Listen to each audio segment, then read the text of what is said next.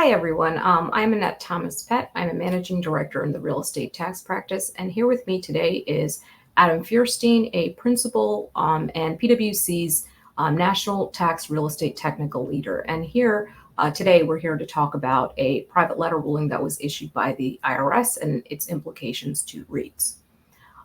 So, Adam, the IRS issues quite a bit of administrative guidance in the form of PLRs. What is interesting about this one?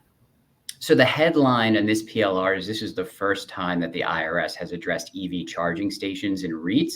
And this has been a hot topic in the industry ever since EV charging stations started popping up at properties across the country, including obviously inside REITs as well. And so this gave some insight into how the IRS thinks about EV charging stations and the REIT income tests.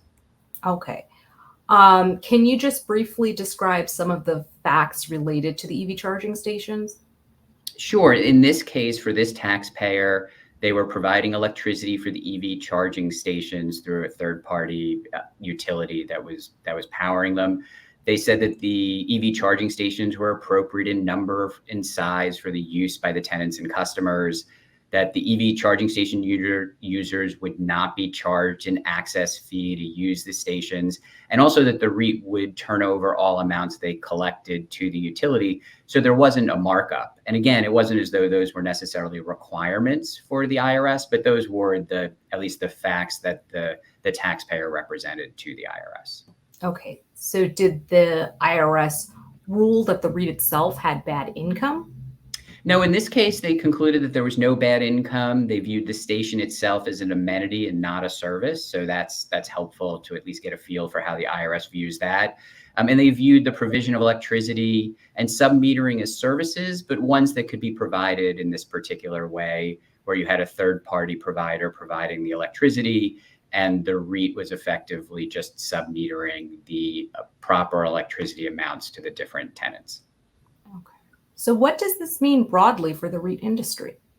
Well, it's good to have some guidance out there. Again, the fact that it's treated as an amenity is consistent with the way the IRS has treated other types of items that it's treated as an amenity.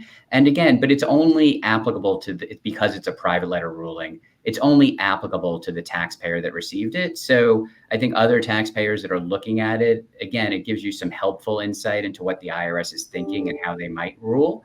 But it would be helpful. They should at least consider whether they want to try to obtain their own private letter ruling that they could rely on and would better cover their facts. Thank you, Adam, for sharing your insight. Seems like it's some helpful guidance for REITs that are providing EV charging stations. Yep, nope, totally agree, and always good chatting. Thank you.